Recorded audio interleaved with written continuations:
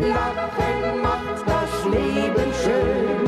Jetzt ist gleich so weit. Herzlich willkommen zur Theaterstadlzeit.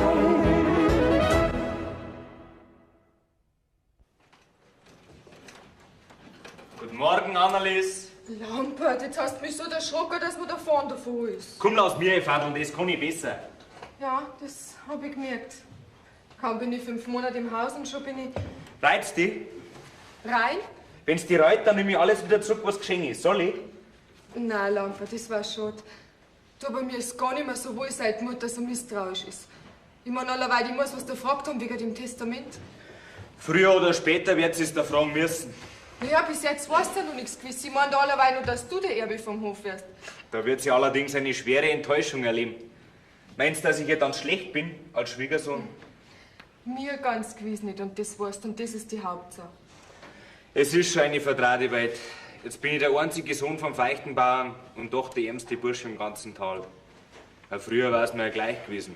Aber jetzt, gerade jetzt, das verfluchte Testament. Komm jetzt, Lampert, nimm's dir nicht so zu Herzen.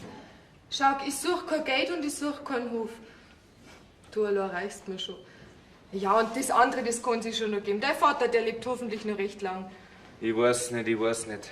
Der gefällt mir gar nicht mehr recht in der letzten Zeit.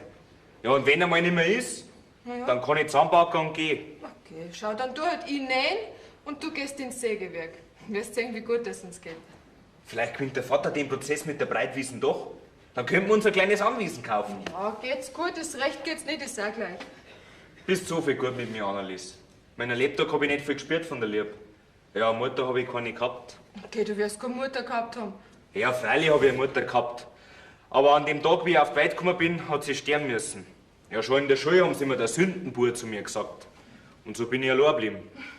Aber jetzt bist du nicht mehr allein. Vielleicht sind wir bald zu dritt. Meine Mutter, wenn das erfährt. Die wird sie auch 3 schicken müssen. Ja, und dein Vater? Ja, begeistert wird er nicht gerade sein. Aber er ist kein Unmensch. Und dich kann er gut leiden.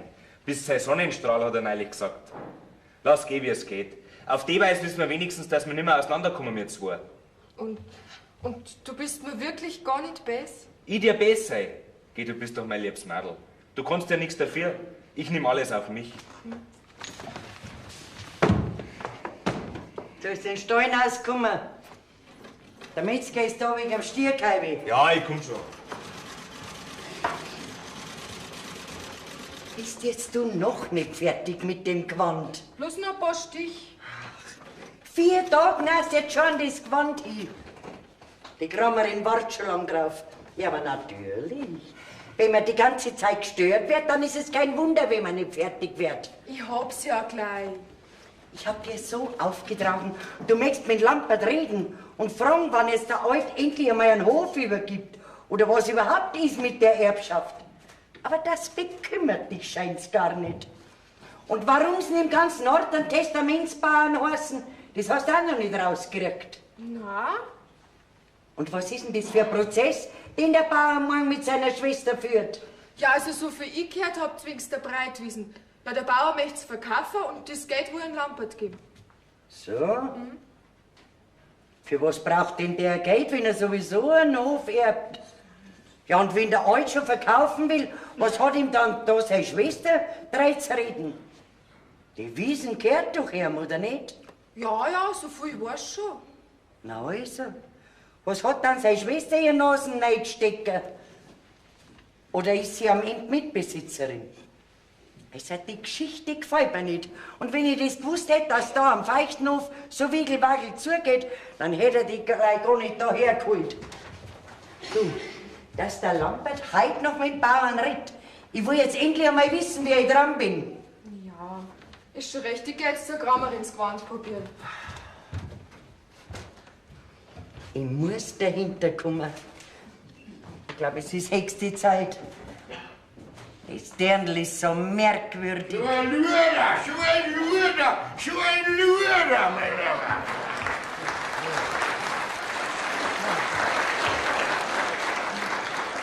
Ja, was denn für ein Da Luder? fragst du noch, in unserem Dorf gibt's ein aufrichtiges Luder und es ist dem Weignofer seine Schwester, die Patschunkerla Hirnbrand, ne? Am Bauern, Ja. seine Schwester. Hast du auch was damit? Jawohl, 8 Hennen hat sie mir schon erschlagen. Jetzt mal, wenn die Viecher durch den Zaun durchschlüpfen und das Salatblattel abfressen und wenn sie es erwischt, dann schlagt sie es und schmeißt sie über den Zaun rüber. Gerade hat sie mir wieder eine rübergeworfen. Meine beste Leghenne. Ja, du, die hat doch mein ganzen Dorf was. Ja, Morgen hat sie ja wieder einen Prozess mit dem Bauern wegen der Breitwiesen. das ist der 9. Prozess, den sie miteinander machen. Du, Jusel, Ja. du bist doch so ein gescheiter, so ein halb studierter Mann. Du, was sagst jetzt du zu der Testamentsgeschichte? Ja, freilich habe ich studiert. Ich war ja 3 Jahre auf dem Gymnasium. Ja, freilich. Und dann haben sie mich plötzlich abgebaut, weil ich einmal nicht gewusst habe, wie die Mutter vom Achilles geheißen hat. Ja, Das muss aber ein sauberes Frauenzimmer gewesen das sein. glaubst du. Wegen dieser Dame hat schon mancher Student wieder zu seinem heimatlichen Misthaufen zurückkehren müssen. Du, Ja. wie ist jetzt die Sache mit dem Testament, hä? Warum weißt du da was? Ja, so nix gewiss, weiß ich nicht. Machst du einen Schnaps? Da kann ich nicht Nein sagen. Habe ich noch nie abgeschlagen. Ist ein ganz Ja. guter. Ja, hoffentlich. Ein Selberbrinder. Ja, wenn Sie rausstellen, wer brennt ist. Schau. Also dann. Ja, ja. Der läuft hinunter. Der wärmt an auf bis an die hintersten Gemächer. Ja, ja. So, du möchtest also wissen, wie es denn mit dem Testament steht? Ja. Ja. Du, ich verrate keinem Menschen was. Du kannst mir's wirklich erzählen, auf Ehr und Seligkeit. Sag einmal, Balbina, wie lang bist jetzt du auf diesem Hof, beim Feichtenhof? Bist jetzt du schon Hauserin, hm? Ja, jetzt wird's ein halbes Jahr. Aha. Pass auf, dann fragst du den Bauern selber, wie es um das Testament mit seinem Vater steht, und dann garantiere ich dir, Was garantierst dass du mir? du das nächste halbe Jahr nicht mehr da bist, ja. Und wenn ich dir einen Rat geben darf, dann red nie wieder von dieser Sache, gell? Ach, so steht's also mit Ja, dem Testament. Hätte man doch gleich Dinge können, dass an der Geschichte was nicht sauber ist. aber es ist halt Aber ich komm dahinter, worauf du dich verlassen kannst. Ja, was ist denn? Gottes Willen. Was ist denn mit dem Bauern los? Schlecht ist ja Mittler ins Bett hier. Ich geh nicht ins Bett. Aber was ist denn passiert? Ja, der Schwindel hat den Backen, hat's ihn hingehauen. Ja. Komm, Vater, geh halt ins Bett. Na, der hat's mein Lenstuhl her. Allein steht erst dann lieber. Ein bisschen umfallen. Das war doch zum Lachen. Ja, jetzt ist sie nieder, dann wird schon wieder gehen, gell, Ich schau Markus? einmal nach dem Doktor. Ja. Ich brauch keinen Doktor. Ja, Ich hab keine Zeit zum krank sein. Ich muss nur aufs Gericht. Morgen ist die Verhandlung. geh, in dem Zustand kannst du doch nicht aufs Gericht. Soll's nicht lang umeinander, alte Krautplätschen. Ja, was schaut's mir denn so an? Als ob ich schon den letzten Schnaufer machet. Ich mach dir einen guten Bohnenkaffee. Kaffee ist was für alte Weiber. Mir bringst dann Wein. Ja, aber meinst du, dass dir der Wein gut tut? Frag doch nicht so dumm. Ein Wein hat einem Menschen noch nie schlecht getan. Du, was der Bauer angeschafft hat, bring einen Liter Spezial mit 2 Gläsern. Das tut ihm am allerbesten. Ne? Josel, Ja. dem Doktor trau ich nicht.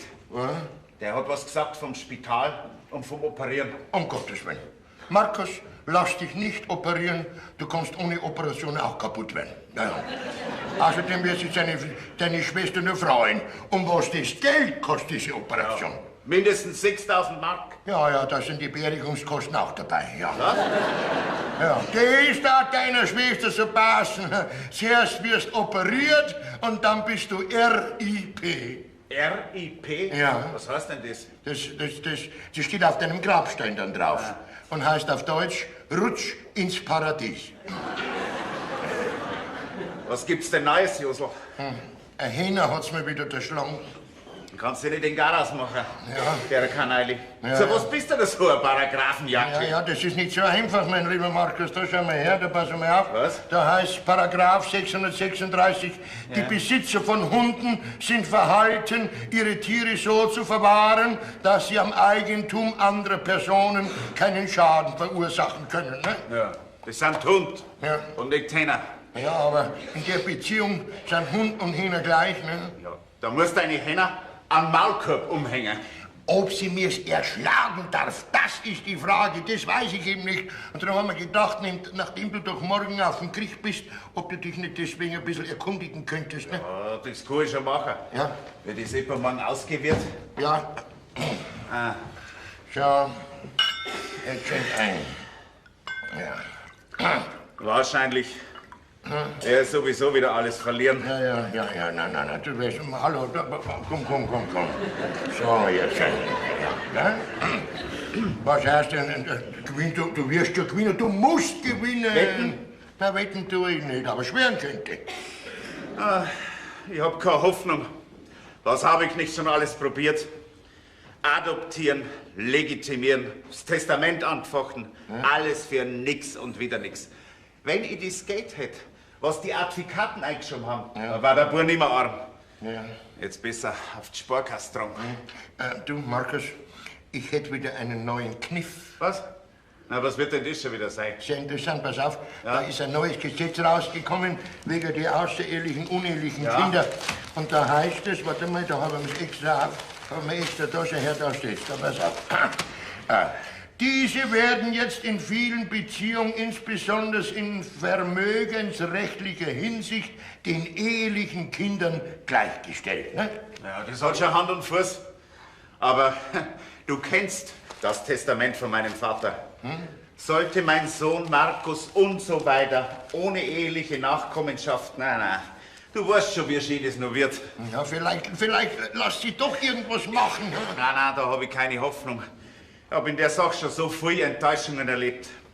Und der Lampert wird noch einmal kein gesetzlicher Nachkomme. Ja. Und geht dort der Wille des Testamentvollstreckers. Na ja, aber du könntest dich mal erkundigen. Grüß dich Gott, Brandtaler. Grüß Gott, Josel. Ja, grüß dich, gut, Herr Pfarrer. Ja, grüß Gott, Herr Pfarrer. Also, da will ich nicht mehr länger stören. Markus, vergiss nicht morgen auf dem Gericht die zwei Sachen. Ja. Meine Hähner und die außerehelichen Kinder, gell? Ja. Gut. Herr Pfarrer, ich glaube, er braucht noch keinen Fürspruch. Na, die Feuchtenhofer sind ein harter Schlag. Die brauchen extra Hackel, damit sie werden. Ja. Also nachher will ich nicht... Oh. Entschuldigen Sie, Herr Pfarrer. Moment, das ist nicht gut, wenn der Wein warm wird. Ja.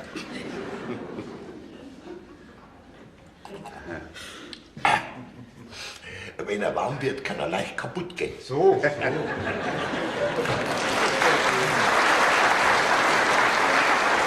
gut, sitzen Sie ja noch nieder, Herr Pfarrer. Dankeschön. Was verschafft mir die Ehre, dass Sie mir mal besuchen? Tja, weil man den feuchten Bauern halt gar nicht sieht in meiner Kirche. Ja, Sie können mir's glauben. Wegen am Herrgott und wegen einer werde ich schon in die Kirche kommen. So. Ist zwar, habt's mir ja nichts da. Aber wenn man das so wie ich zum Gespött vom ganzen Dorf wird, da wird man leidschei. Wie der Lampert gekommen ist, haben sie alle geschrien, jetzt hat er ja einen Erben. Aber zu spät ist er gekommen. Na, zum Schaden auch nur den Spott. Da hört es sich auf mit der Menschenfreundlichkeit. Ja. Wie geht's dir dem Brandtaler?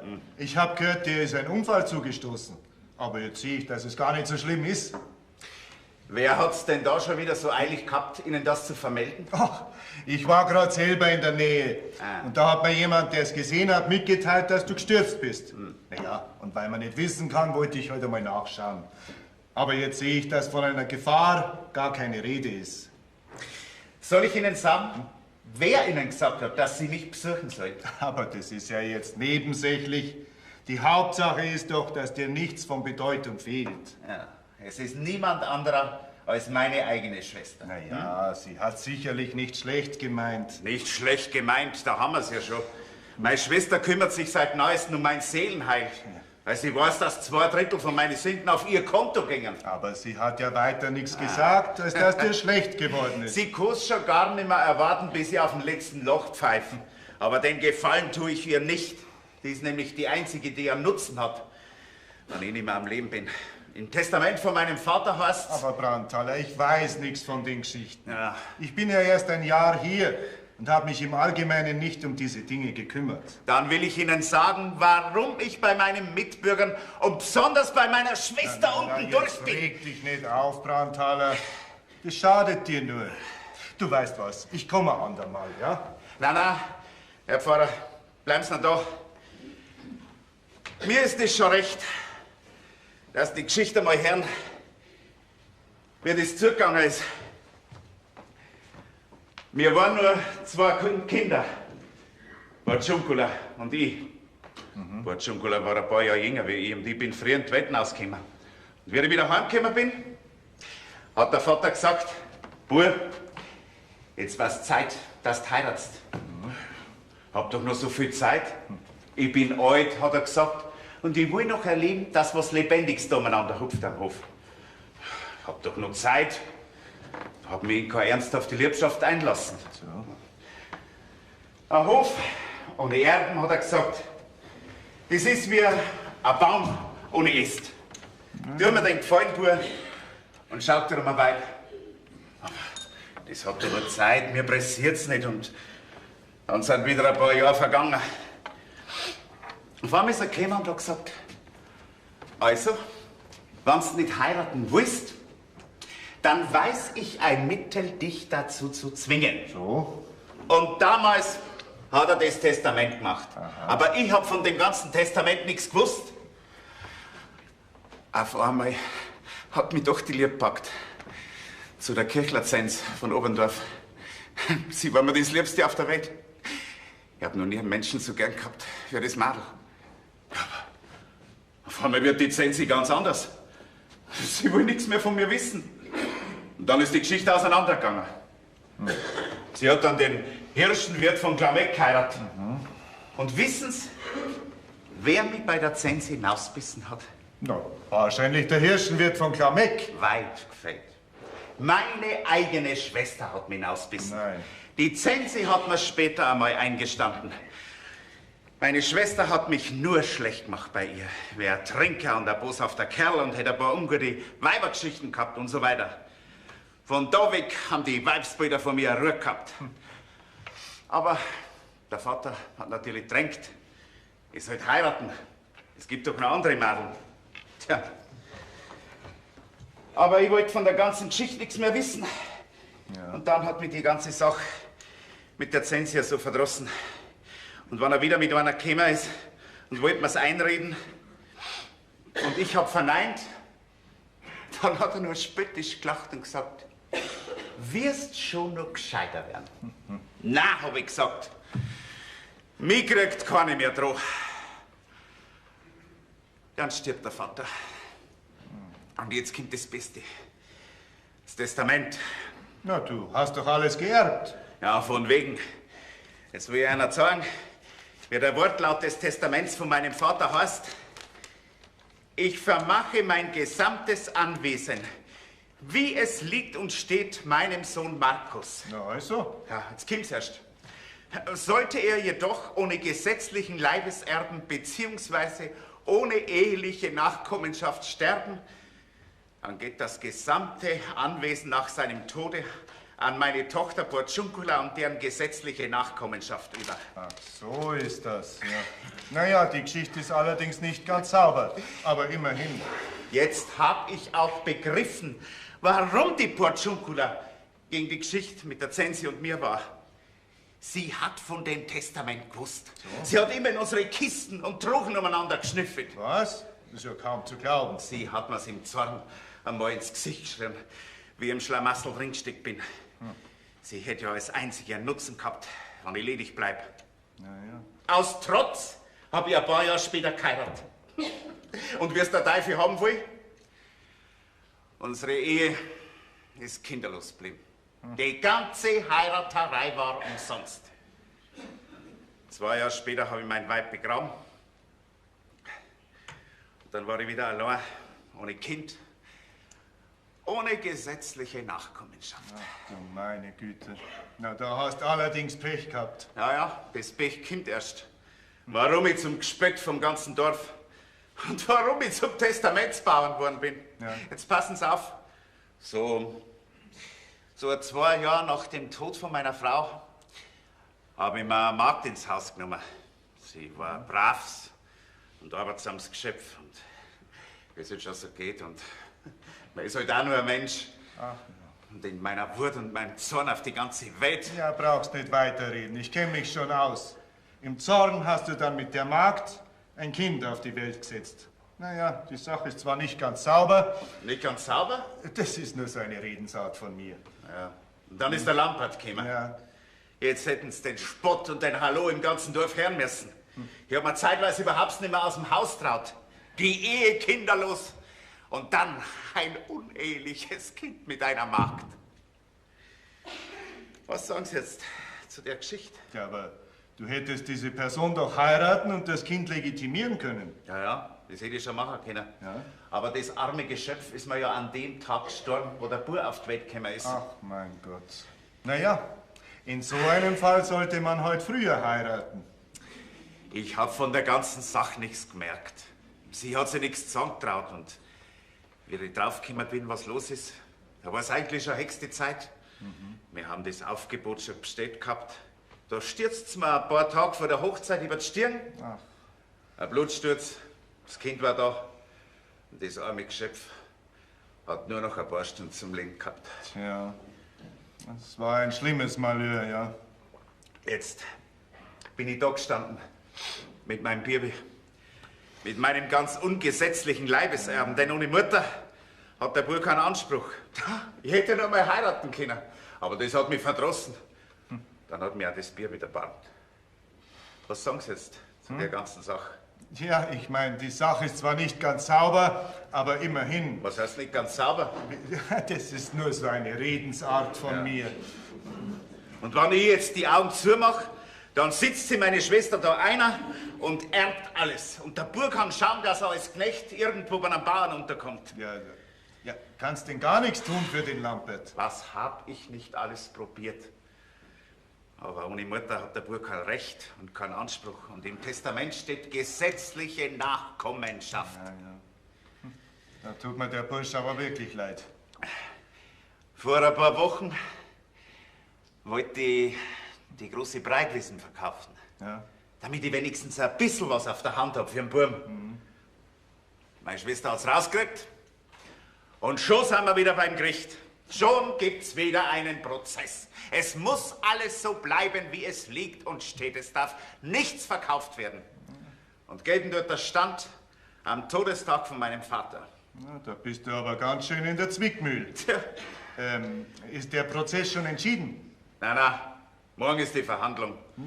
Aber wenn ich die Geschichte kenne, werde ich das wieder sicherlich alles verlieren. Ja, kruzetiert. Brandtaler. Entschuldigen Sie. Manchmal könnt ihr wirklich alles an die Wand schmeißen. Aber jetzt reg dich nicht auf, Brandtaler. Der Zorn schadet dir nur. Du sollst dich ein bisschen schonen. Ich meine, du bist ja schließlich auch nicht mehr aus Eisen. Ja, wie ich gemerkt habe, dass es mit mir bergab geht, da hat mich so eine Unruhe befallen. Ja. Ich habe mir ein Gewissen draus gemacht, dass ich diesen ungesetzlichen Leibeserben weggesetzt habe. Dass ich nichts für ihn tun kann. Für den einzigen Burm vom Feichtenbauern. Naja, mit Fleiß und Sparsamkeit kann er schon noch zu was bringen. Ja. Und sich einen Hausstand gründen. Das war mir schon recht. Und wenn ihr so seht, wie er das Mädel, die Annelies, anschaut, da gibt's mir jetzt mal einen Stich. Wie der lebendige Vorwurf, kommt mir der Bursch vor. Die Annelies.